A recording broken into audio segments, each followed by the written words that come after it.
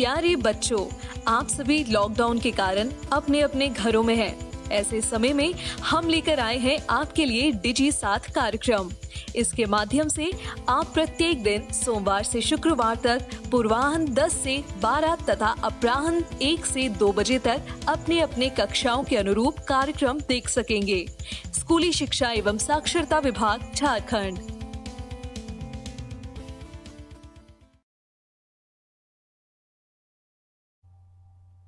Hello friends, Hindi smart class में आपका स्वागत है। हमारा आज का विषय है सत्ता की साझेदारी भाग 1। तो चलिए दोस्तों शुरू करते हैं। इस वीडियो में आज हम श्रीलंका में बहुसंख्यकवाद और सत्ता की साझेदारी के रूप के बारे में जानेंगे। तो चलिए सबसे पहले बेल्जियम और श्रीलंका की तुलना से ही शुरू करते हैं। बेल्जियम यूरोप का एक छोटा सा देश है, क्षेत्रफल में हमारे हरियाणा राज्य से भी छोटा। इसकी सीमाएं नीदरलैंड, जर्मनी, लक्समबर्ग और फ्रांस से लगती है। इसकी आबादी 1 करोड़ से थोड़ी अधिक है, यानी हरियाणा की आबादी से करीब आधी। इस छोटे से देश के समाज की जातीय बनावट बहुत जटिल है। देश की कुल आबादी का 49% हिस्सा फ्लेमिश इलाके में रहता है और डच बोलता है। शेष 40% लोग वलोनिया क्षेत्र में रहते हैं और फ्रेंच बोलते हैं। राजधानी ब्रसेल्स के 80% लोग फ्रेंच बोलते हैं और 20% लोग डच भाषा बोलते हैं। आइए अब हम श्रीलंका की तुलना बेल्जियम से करते हैं। श्रीलंका एक द्वीपीय देश है जो तमिलनाडु के दक्षिणी तट से कुछ किलोमीटर की दूरी पर स्थित है। इसकी आबादी करीब 2 करोड़ है, यानी हरियाणा के बराबर। दक्षिण एशिया के अन्य देशों की तरह श्रीलंका की आबादी में भी कई जातीय समूहों के लोग हैं। सबसे प्रमुख सामाजिक समूह सिंहलियों का है, जिनकी आबादी कुल जनसंख्या की 74% है। फिर तमिलों का नंबर आता है, जिनकी आबादी कुल जनसंख्या में 1805% है। तमिलों में भी 2 समूह हैं, श्रीलंकाई मूल के तमिल और हिंदुस्तानी तमिल। अधिकतर सिंहली भाषी लोग बौद्ध हैं, जबकि तमिल भाषी लोगों में कुछ हिंदू और कुछ मुसलमान हैं। श्रीलंका की आबादी में ईसाई लोगों का हिस्सा 7% है और वे सिंहली और तमिल दोनों भाषाएं बोलते हैं। चलिए दोस्तों, अब हम जानते हैं कि श्रीलंका में बहुसंख्यकवाद कब और कैसे आया। सन 1948 में श्रीलंका स्वतंत्र राष्ट्र बना। सिंहली समुदाय के नेताओं ने अपनी बहुसंख्या के बल पर शासन पर प्रभुत्व जमाना चाहा। इस वजह से लोकतांत्रिक रूप से निर्वाचित सरकार ने सिंहली समुदाय की प्रभुसत्ता कायम करने के लिए अपनी बहुसंख्यक परस्ती के तहत कई कदम उठाए। दोस्तों, इस चित्र में आप लोग बेल्जियम के समुदाय और क्षेत्र देख सकते हैं, जैसे कि ब्रसेल्स जो कि राजधानी क्षेत्र है, वेलोन जहां पर लोग फ्रेंच भाषी हैं, फ्लेमिश जहां पर डच भाषा बोली जाती है और जर्मन भाषी लोग रहते हैं। नए संविधान में यह प्रावधान भी किया गया कि सरकार बौद्ध मत को संरक्षण और बढ़ावा देगी, जिसका परिणाम यह हुआ कि श्रीलंका तमिलों की नाराजगी और शासन को लेकर उनमें बेगानापन बढ़ गया। विश्वविद्यालयों और सरकारी नौकरियों में सिंहलियों को प्राथमिकता देने की नीति भी चली। तमिलों की आबादी वाले इलाके की स्वायत्तता की उनकी मांगों को लगातार अस्वीकार किया गया। श्रीलंका में 2 समुदायों के बीच पारस्परिक अविश्वास ने बड़े टकराव का रूप ले लिया। यह टकराव गृह युद्ध में परिणत हुआ। परिणाम स्वरूप दोनों पक्ष के हजारों लोग मारे जा चुके हैं। उनके परिवार अपने मुल्क से भागकर शरणार्थी बन गए हैं। चलिए दोस्तों, अब हम जानते हैं कि बेल्जियम की समझदारी क्या है। बेल्जियम के नेताओं ने श्रीलंका से अलग रास्ता अपनाने का फैसला किया। उन्होंने क्षेत्रीय अंतरों और सांस्कृतिक विविधता को स्वीकार किया। 1970 और 1993 के बीच उन्होंने अपने संविधान में 4 संशोधन सिर्फ इस बात के लिए किए कि देश में रहने वाले किसी भी आदमी को बेगानेपन का एहसास न हो और सभी मिलजुल कर रहें। केंद्र सरकार की अनेक शक्तियां देश के 2 इलाकों की क्षेत्रीय सरकारों को सुपुर्द कर दी गई है। राज्य सरकारें केंद्रीय सरकार के अधीन नहीं है। केंद्रीय और राज्य सरकारों के अलावा यहाँ एक तीसरे स्तर की सरकार भी काम करती है, जो कि सामुदायिक सरकार है। इस सरकार को संस्कृति, शिक्षा और भाषा जैसे मसलों पर फैसले लेने का अधिकार है। तो चलिए दोस्तों, अब हम जानते हैं कि सत्ता की साझेदारी क्यों जरूरी है। सत्ता के बंटवारे के पक्ष में 2 तरह के तर्क दिए जा सकते हैं। पहला, सत्ता का बंटवारा ठीक है क्योंकि इससे विभिन्न सामाजिक समूहों के बीच टकराव का अंदेशा कम हो जाता है। दूसरा, क्योंकि सामाजिक टकराव आगे बढ़कर अक्सर हिंसा और राजनीतिक अस्थिरता का रूप ले लेता है, इसीलिए सत्ता में हिस्सा दे देना राजनीतिक व्यवस्था स्थायित्व के लिए अच्छा है। बहुसंख्यक समुदाय की इच्छा को बाकी सभी पर थोपना तात्कालिक तौर पर लाभकारी लग सकता है, पर आगे चलकर यह देश की अखंडता के लिए घातक हो सकता है। बहुसंख्यकों का आतंक सिर्फ अल्पसंख्यकों के लिए ही परेशानी पैदा नहीं करता, बल्कि बहुसंख्यकों के लिए भी करता है। चलिए दोस्तों, अब हम जानते हैं कि सत्ता की साझेदारी के रूप क्या क्या है। लंबे समय से यही मान्यता चली आ रही है कि सरकार की सारी शक्तियां एक व्यक्ति या किसी खास स्थान पर रहने वाले व्यक्ति समूह के हाथ में रहनी चाहिए। लोकतंत्र का एक बुनियादी सिद्धांत है कि जनता ही सारी राजनीतिक शक्ति का स्रोत है। इसमें लोग स्वयं शासन की संस्थाओं के माध्यम से अपना शासन चलाते हैं। एक अच्छे लोकतांत्रिक शासन में समाज के विभिन्न समूहों और उनके विचारों को उचित सम्मान दिया जाता है। सबकी बातें शामिल होती हैं, इसीलिए लोकतंत्र को अच्छा माना जाता है। चलिए दोस्तों, अब हम जानते हैं कि सत्ता की साझेदारी कैसे हुई है। सत्ता साझी की जाती है सरकार के विभिन्न अंगों के बीच, जैसे कि विधायिका, कार्यकारी और न्यायपालिका।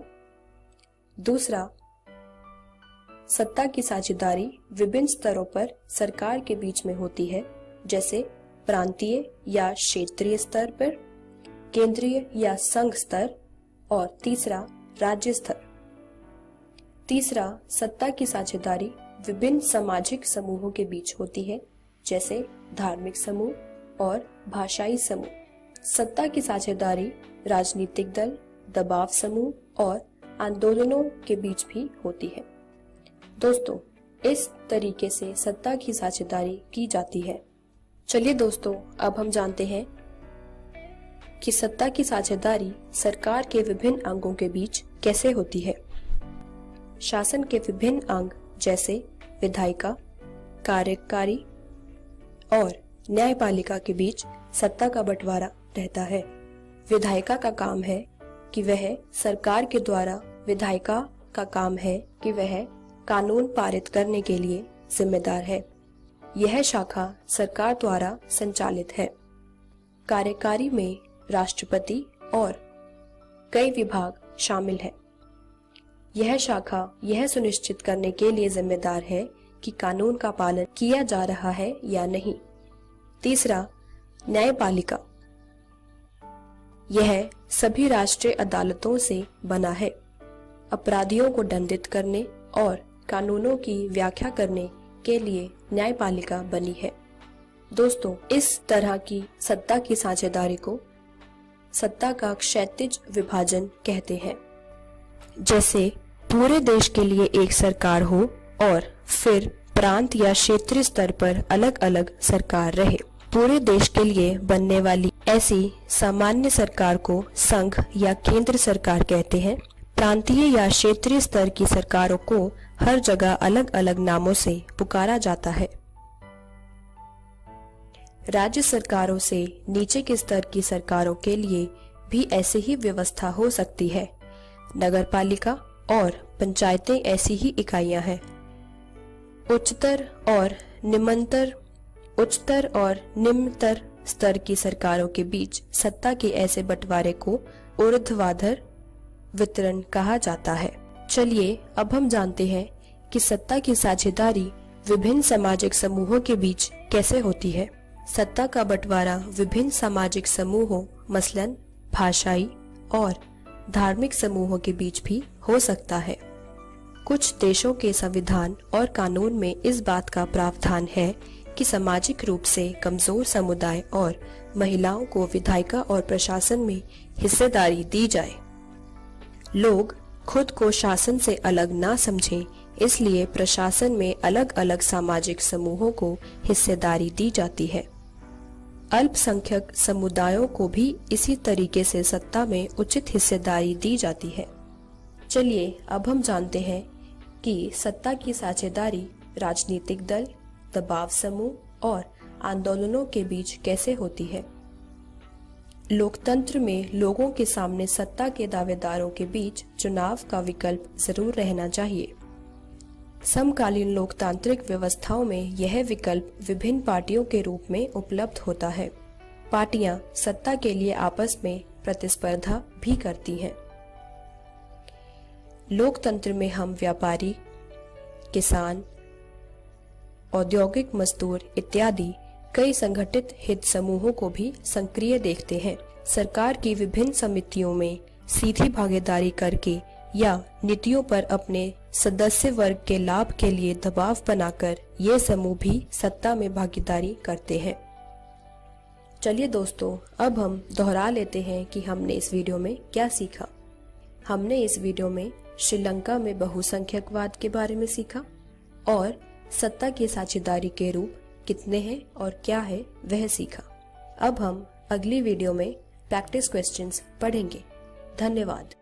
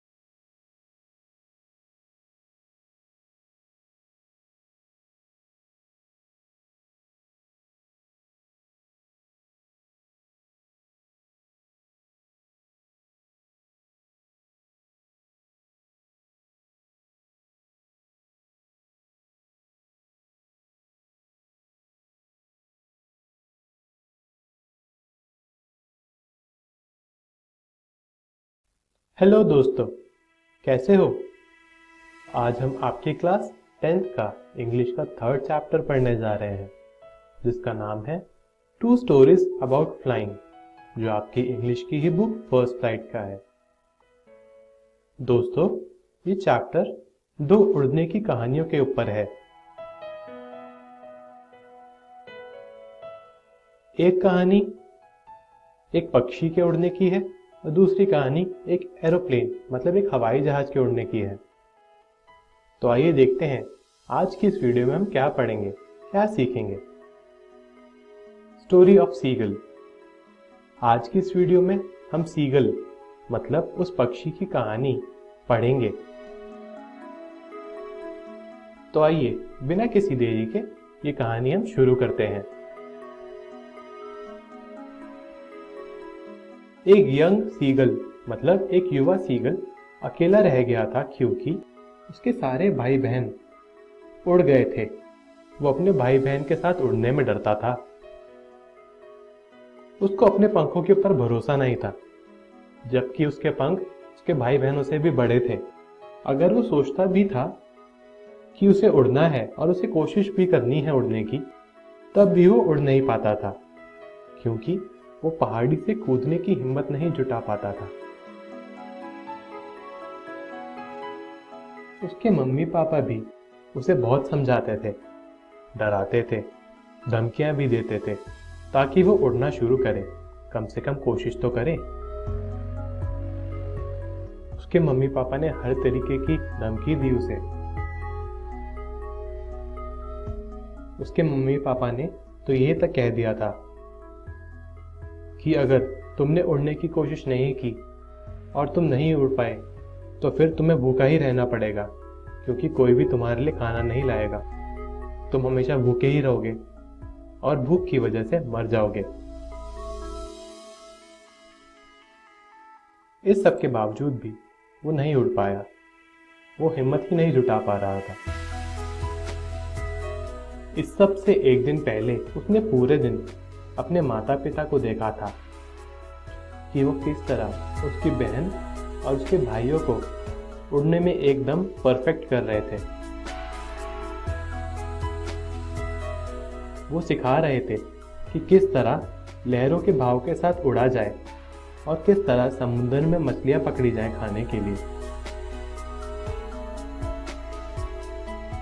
उस सुबह वो सभी यानी सीगल का पूरा परिवार एक बड़े से प्लेटो यानी बड़े से पहाड़ी मैदान से उतर रहा था और सभी उस सीगल को ताने मार रहे थे कि तुम्हारी वजह से हमें इतना चलना पड़ रहा है। तुम कितने बुज़दिल हो, कितने कायर हो कि उड़ना भी नहीं जानते, एक पक्षी होकर।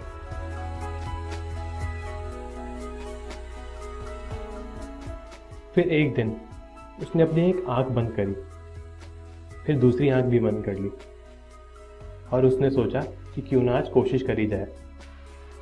उसने कोशिश करने का इसलिए सोचा क्योंकि उसको बहुत भूख लग रही थी।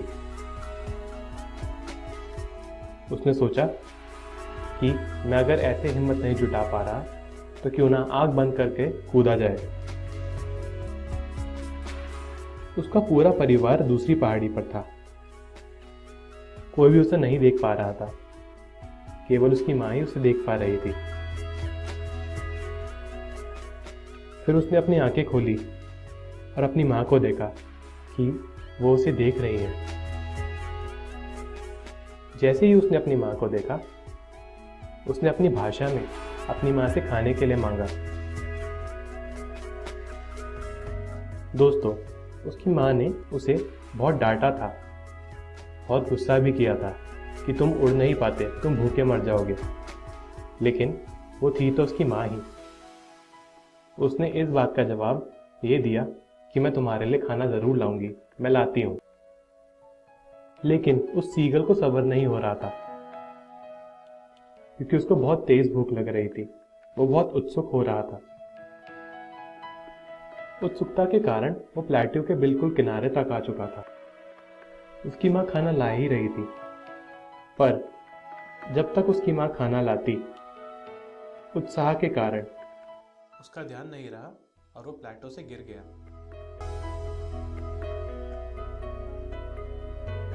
उसने अपने पंख फैलाए और वो उड़ने लगा। उसको उड़ता देख उसके पूरे परिवार वाले बहुत खुश हुए।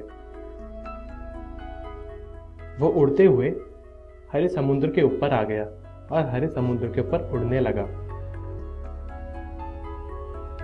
फिर उसने अपने पैर हरे समुद्र के अंदर गिराए ताकि वो मछलियां पकड़ सके, और उसका परिवार भी वहीं पे उसका इंतजार कर रहा था। उसका परिवार बहुत ही खुश था, और होता क्यों ना, क्योंकि इतने समय बाद उसने हिम्मत जुटाई थी कि वो उड़े। उसके परिवार ने खुश होकर उसे मछलियां दी ताकि वो खाना खाए।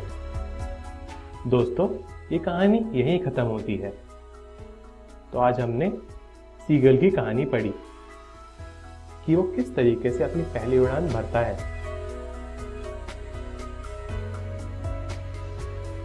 दोस्तों, आप सब भी अपने घर जाकर अपनी बुक फर्स्ट फ्लाइट से ये चैप्टर 2 स्टोरीज अबाउट फ्लाइंग जरूर पढ़ें, ताकि आपको सब अच्छे से समझ आए और भी आनंद आए आगे पढ़ने में।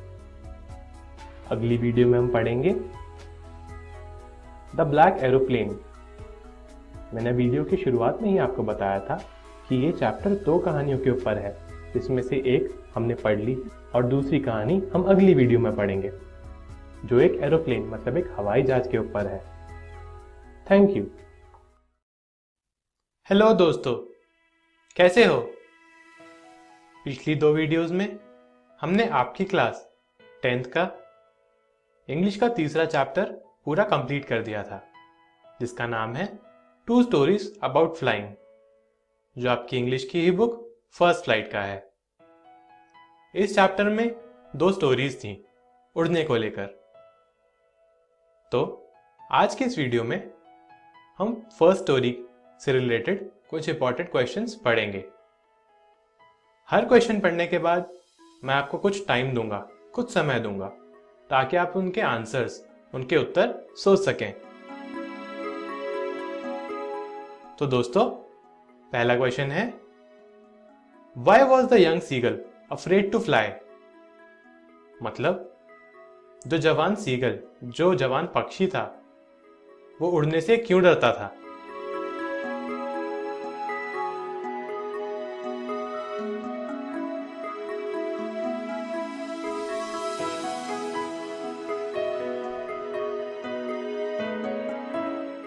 दोस्तों, इसका आंसर है it was it's first flight. मतलब वो उसकी पहली उड़ान थी। Doing something for the first time is challenging. और कोई भी चीज अगर हम पहली बार करेंगे तो वो चैलेंजिंग होती है।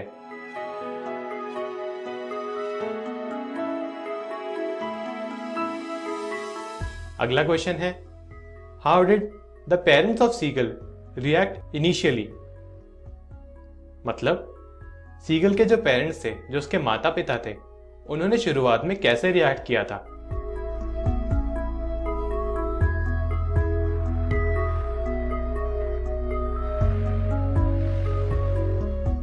दोस्तों, इसका आंसर है एंग्री। वो बहुत गुस्सा थे, फ्रस्ट्रेटेड, और बहुत परेशान भी हो चुके थे, तंग आ चुके थे। Try to motivate seagull by warning in many manners, threatened him. मतलब उन्होंने सीगल को, जो पक्षी था, उसको मोटिवेट करने की बहुत कोशिश की थी हर तरीके से, और उसको कई धमकियां भी दी थी। अगला क्वेश्चन है, the sight of food maded him, what does this suggest? मतलब ये जो स्टेटमेंट है, ये क्या बताना चाहती है?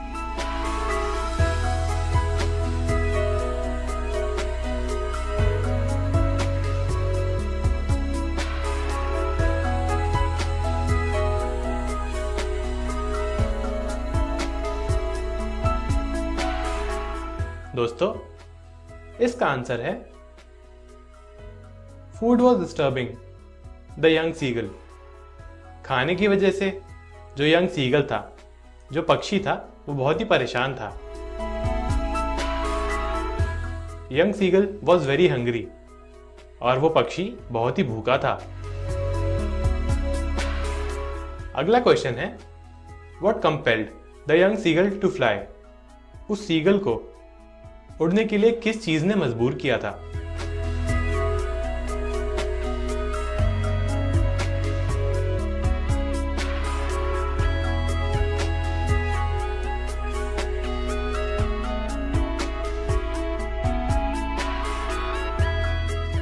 दोस्तों, इसका आंसर है its hunger compelled it to fly. मतलब वो जो यंग सीगल, मतलब जो पक्षी था, उसकी भूख ने उसको मजबूर किया कि वो उड़े। अगला क्वेश्चन है, how did seagulls mother behave when he was hungry. मतलब सीगल की मां ने कैसे बिहेव किया जब सीगल बहुत भूखा था।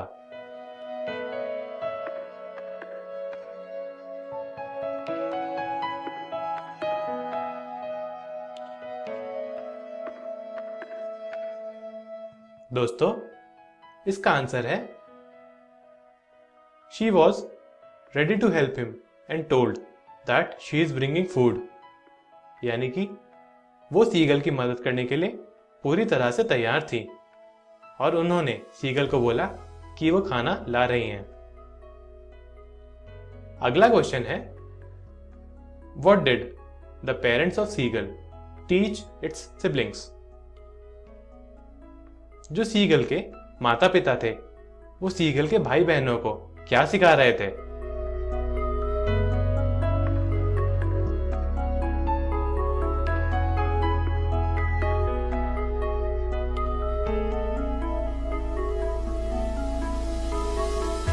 इसका आंसर है परफेक्शन इन फ्लाइंग। वो सीगल के भाई बहनों को परफेक्ट कर रहे थे उड़ने के लिए। स्किमिंग एंड कैचिंग फिशेस, और वो पानी में से मछलियां पकड़ने के लिए उनको ट्रेनिंग दे रहे थे। अगला क्वेश्चन है, how did the family react when they were walking down the plateau.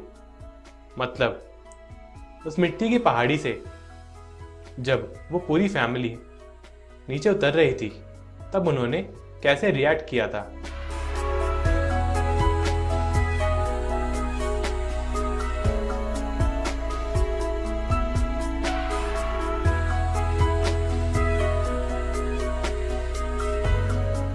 इसका आंसर है स्कोल्डेड द यंग सीगल। उन सब ने उस पक्षी को, जो सीगल था, उसको बहुत डांटा था, बहुत गुस्सा करा था। कॉल्ड सीगल अ कावर्ड, और इस सीगल को कावर्ड यानी बुज़दिल बोला था, क्योंकि वो उड़ नहीं पा रहा था, और उसकी वजह से ही उनको इतना चलना पड़ रहा था। अगला क्वेश्चन है, how did the family react after the first flight of young seagull. Seagull की फैमिली ने कैसे रिएक्ट किया था जब उसने अपनी पहली उड़ान भरी थी?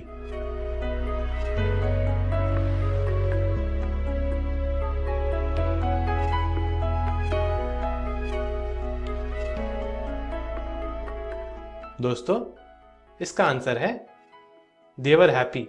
वो बहुत ही खुश थे। ऑफर्ड फूड, उन्होंने सीगल को खाना ऑफर किया था, मतलब उनको खाना दिया था। तो दोस्तों, आज की इस वीडियो में हमने क्या पढ़ा? हमने पहली स्टोरी जो सीगल की उड़ने की कहानी थी, उससे रिलेटेड कुछ इंपॉर्टेंट क्वेश्चंस पढ़े। दोस्तों, आप सब भी अपने घर जाकर अपनी बुक फर्स्ट फ्लाइट से 2 स्टोरीज अबाउट फ्लाइंग जरूर पढ़ें, ताकि आपको सब अच्छे से समझ आ जाए। अगली वीडियो में हम सेकंड स्टोरी, जो एक एरोप्लेन की स्टोरी थी, उससे रिलेटेड कुछ प्रैक्टिस क्वेश्चंस पढ़ेंगे। Thank you. नमस्कार दोस्तों, आज हम विलियन पार्ट का तीसरा भाग शुरू करने जा रहे हैं। इस वीडियो को शुरू करने से पहले मैं आपको बता देना चाहता हूं कि आज हम क्या क्या पढ़ने वाले हैं। सबसे पहले हम लोग राउल्ट का नियम पढ़ेंगे या फिर हम राउल्ट नियम पढ़ेंगे, और उसके बाद हम लोग आदर्श एवं अनादर्श विलियन के बारे में पढ़ेंगे। तो आइए शुरू करते हैं राउल्ट नियम से। राउल्ट नियम फ्रेंच रसायनज्ञ फ्रांसिस मार्टे राउल्ट द्वारा दिया गया था। यह नियम 1886 में दिया गया था। यह द्रव विलयन के वाष्प दाब पर आधारित है। इस नियम को फ्रांसिस मार्टे राउल्ट ने द्रव विलयन के वाष्प दाब के लिए बनाया था। अब देखते हैं राउल्ट नियम कहता क्या है। राउल्ट नियम कहता है कि वाष्पशील द्रवों के विलयन में प्रत्येक अवयव का आंशिक दाब विलयन में उसके मोल अंश के समानुपाती होता है। एक बार और इस बात को मैं दोहराता हूँ। राउल्ट नियम कहता है कि वाष्पशील द्रवों के विलयन में प्रत्येक अवयव का आंशिक दाब विलयन में उसके मोल अंश के समानुपाती होता है। ये राउल्ट नियम है। आप इस पूरे वाक्य को अपनी कॉपियों में लिख लीजिए। यह बहुत ही जरूरी चीज है परीक्षा के उद्देश्य से। इसके बाद देखते हैं राउल्ट नियम का मैथमेटिकल एक्सप्रेशन। आपको अपने सामने एक ग्राफ दिख रहा होगा जिसपे वाष्प दाब और मोल अंश बना हुआ है। यह राउल्ट नियम का ग्राफ है। इस ग्राफ को आप अपनी कॉपियों में बना लीजिए, यह बहुत ही जरूरी है। अवयव ए के लिए अगर मैं ये मानूं कि जो मेरा विलयन है उसमें दो अवयव हैं, तो अवयव ए के लिए जो आंशिक दाब होगा PA वो समानुपाती होगा A के मोल अंश के, यानी कि XA। अब मैंने नीचे बराबर का साइन लगाया और उससे मेरा जो समीकरण बना वो बना PA = P0A XA। यह मेरा समीकरण बना। इसी प्रकार अवयव B के लिए मैं सीधा लिख सकता हूं कि PB = P0B XB। यह मेरा आंशिक दाब है PA और PB के लिए। यह आंशिक दाब मैंने राउल्ट नियम के हिसाब से निकाला है। राउल्ट नियम पे जितने भी आपके NCERT की किताब में सवाल हैं वह सवाल आप कर लीजिएगा। अब देखते हैं राउल्ट नियम की हेनरी नियम के साथ तुलना। राउल्ट नियम जहां आपने देखा कि जो हमारा आंशिक दाब P था वो बराबर था वाष्प दाब P0 × X, जहां पर X उस अवयव का मोल अंश था। यह हमारा राउल्ट नियम था। और हमारा हेनरी नियम था P = KH × X, जहां पर जो P था वह गैस का आंशिक दाब था और जो हमारा X था वो गैस का मोल अंश था और KH हमारा हेनरी स्थिरांक था। अगर आप दोनों की तुलना करें आपस में राउल्ट नियम और हेनरी नियम की, तो आप देख पा रहे हैं दोनों में कोई ज्यादा अंतर नहीं है। अंतर है तो बस P0G और KH का। P0G जहां पर अवयव का वाष्प दाब है, वहीं KH जो है वो हेनरी स्थिरांक है। तो राउल्ट नियम जो है वह एक स्पेशल केस होता है हेनरी नियम का, ऐसा माना जाता है, क्योंकि हेनरी नियम गैस द्रव विलयनों में इस्तेमाल होता है और राउल्ट नियम द्रव विलयनों में इस्तेमाल होता है। तो यह थी राउल्ट नियम की हेनरी नियम के साथ तुलना। अब आगे बात करते हैं आदर्श विलयन की। आदर्श विलयन कौन से होते हैं, आइए देखते हैं। आदर्श विलयन वे विलयन होते हैं जो राउल्ट नियम का पालन करते हैं। इसका मतलब क्या है? हम आदर्श विलयन का आंशिक दाब राउल्ट नियम की मदद से निकाल सकते हैं। आदर्श विलयन की जो दूसरी खास बात है वह ये है कि आदर्श विलयन में मिश्रण की एंथैल्पी और आयतन परिवर्तन शून्य होता है। आदर्श विलयन के ये दो गुण बहुत ही जरूरी हैं, तो ये दो गुण आप अपनी कॉपियों में नोट कर लीजिए।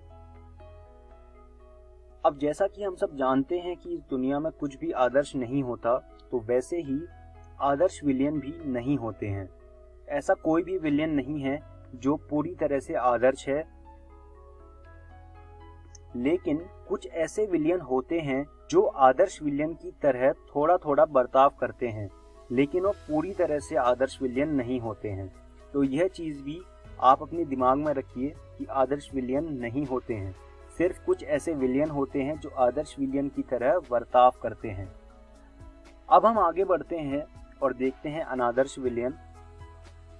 आदर्श विलयन के विपरीत अनादर्श विलयन वो विलयन होते हैं जो राउल्ट नियम का पालन नहीं करते। हम राउल्ट नियम की मदद से अनादर्श विलयन का आंशिक दाब नहीं निकाल सकते, या हम राउल्ट नियम का यहाँ पर उपयोग नहीं कर सकते। ये विलयन राउल्ट नियम के माध्यम से अनुमानित वाष्प दाब में धनात्मक और ऋणात्मक विचलन देते हैं।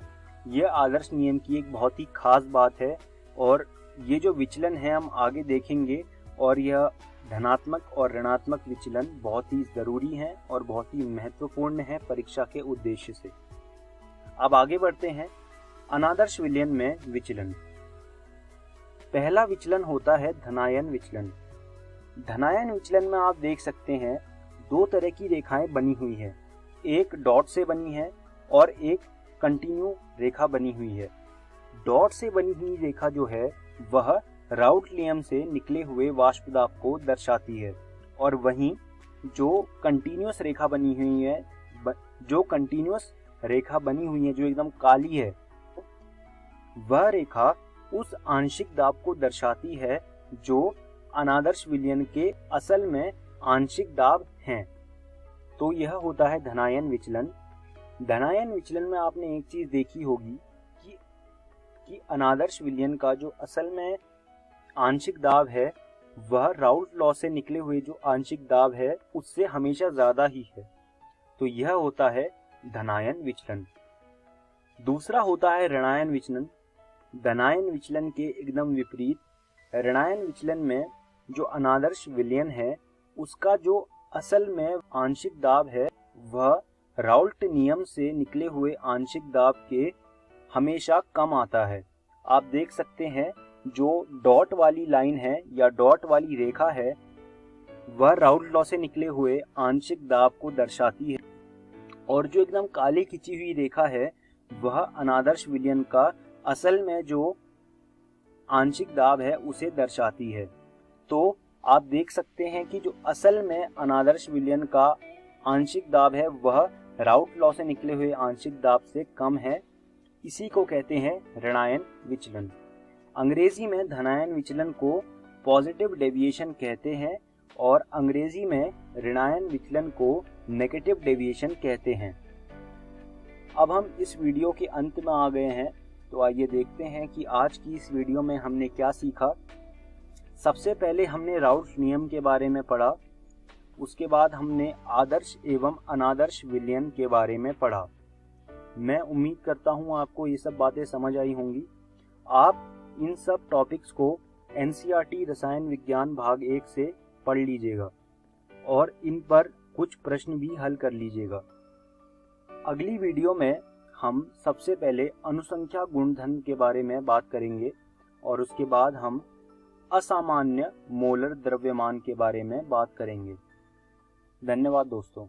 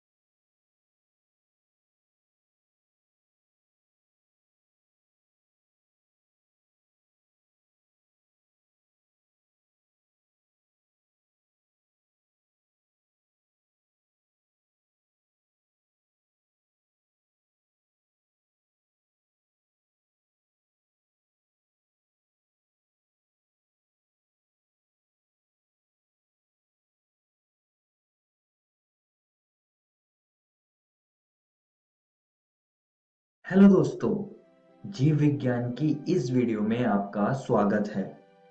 आज भी हम पुष्पी पादपों में लैंगिक प्रजनन को जारी रखेंगे। पिछली वीडियो में हमने स्त्री केसर, बीजांड, भ्रूण कोश और परागण के बारे में चर्चा की थी।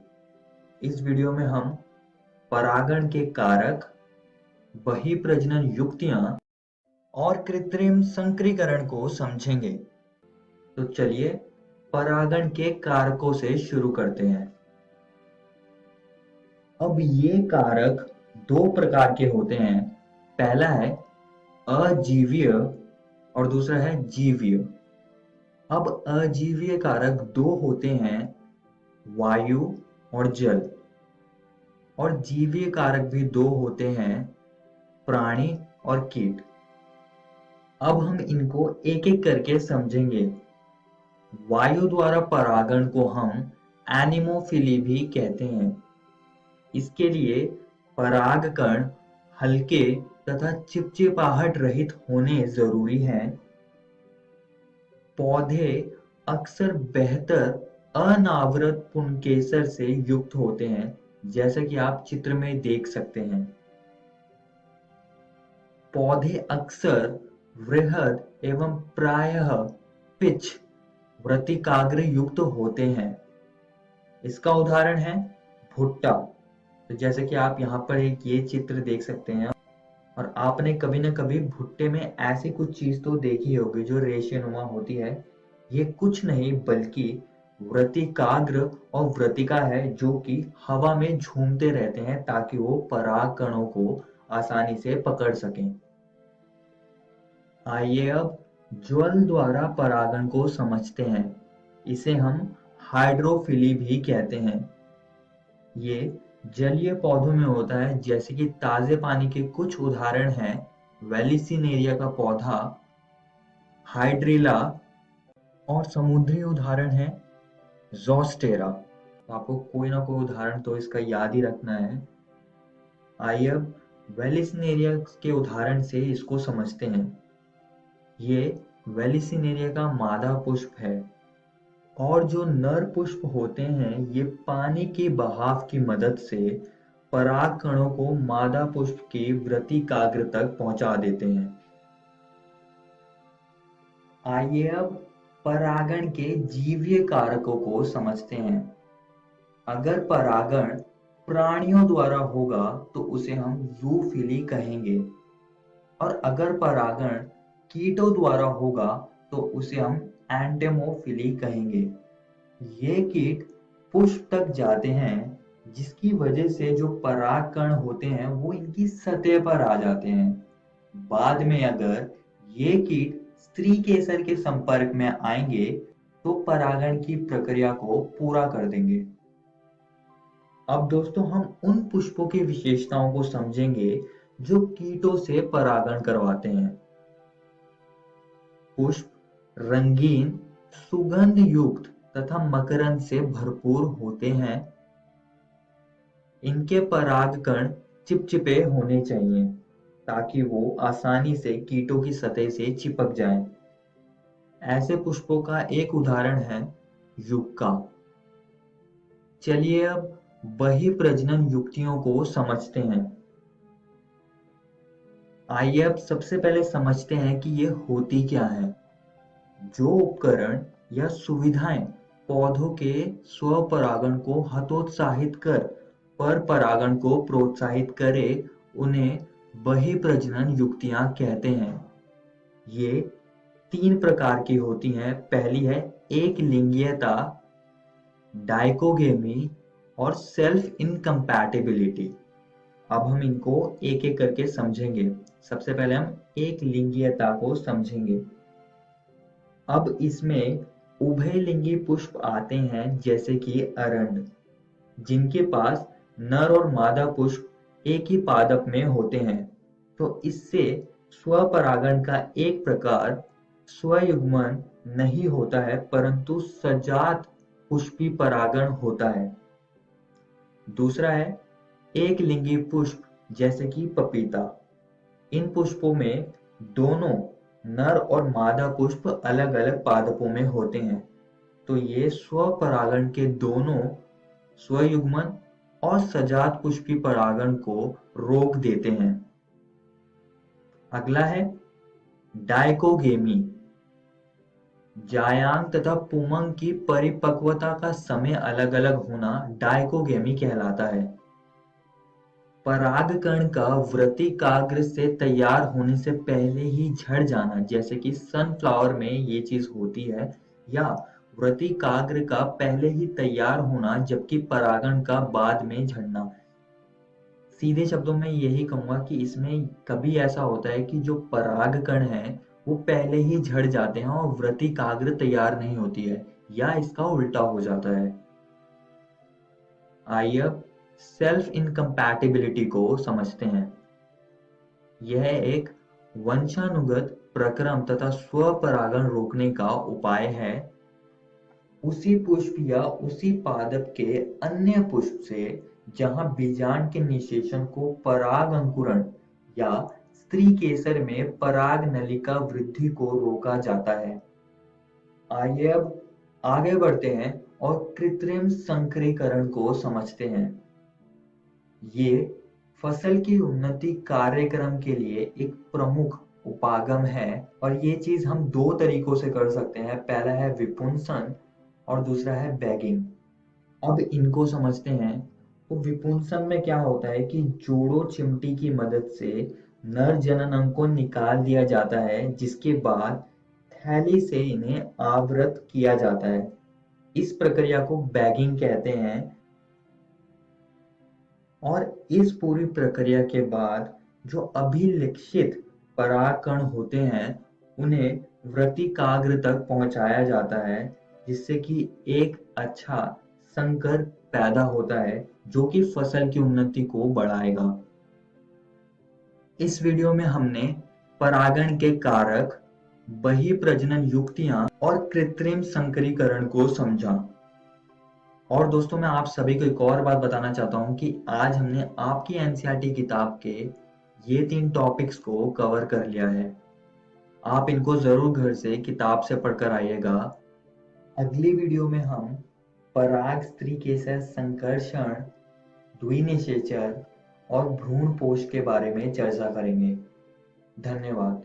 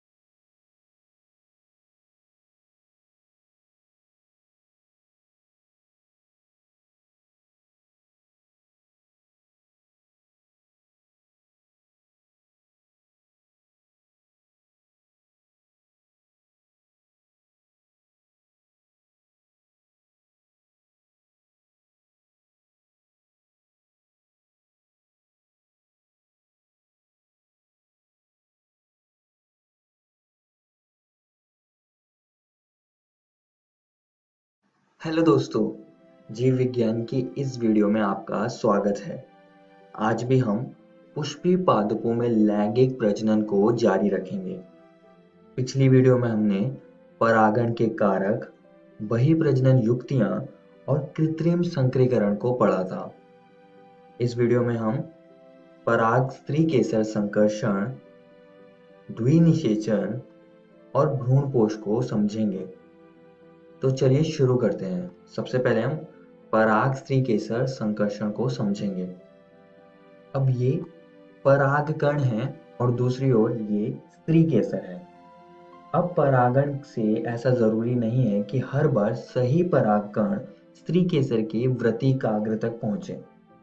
स्त्री केसर में यह क्षमता होती है कि वे परागकण को पहचान सके। अगर परागकण सही प्रकार का होगा तभी वह अंकुरित होगा और निषेचन की प्रक्रिया को आगे बढ़ाएगा। आइए अब पराग स्त्रीकेसर संकर्षण को हम थोड़ा और समझेंगे और एक और हम यहाँ पर चीज़ की बात करेंगे जो कि है द्विनिषेचन, जो कि बहुत ही ज़रूरी है और आपको ये चीज़ ध्यान से सुननी है जो मैं आपको बताने वाला हूँ।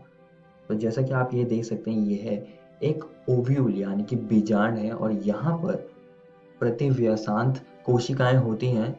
यहाँ पर एक अंड कोशिका होती है जो कि मैंने यहाँ पे लाल रंग से दर्शाई हुई है और 2 सहायक कोशिकाएं होती हैं और बीच में ध्रुवीय केंद्रक होते हैं जो कि केंद्रीय कोशिका में होते हैं। अब पुंकेसर से परागकण का स्त्री केसर तक जाना द्विनिषेचन को संभव कर पाएगा।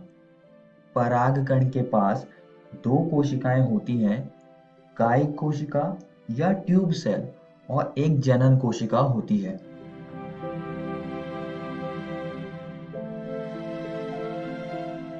अब परागण की मदद से परागकण स्त्री केसर की वृत्तिकाग्र तक जाता है। बाद में ये अंकुरित होता है। ट्यूब सेल परागकण नली बनाता है जो कि वृत्तिका से होती हुई अंड तक जाती है।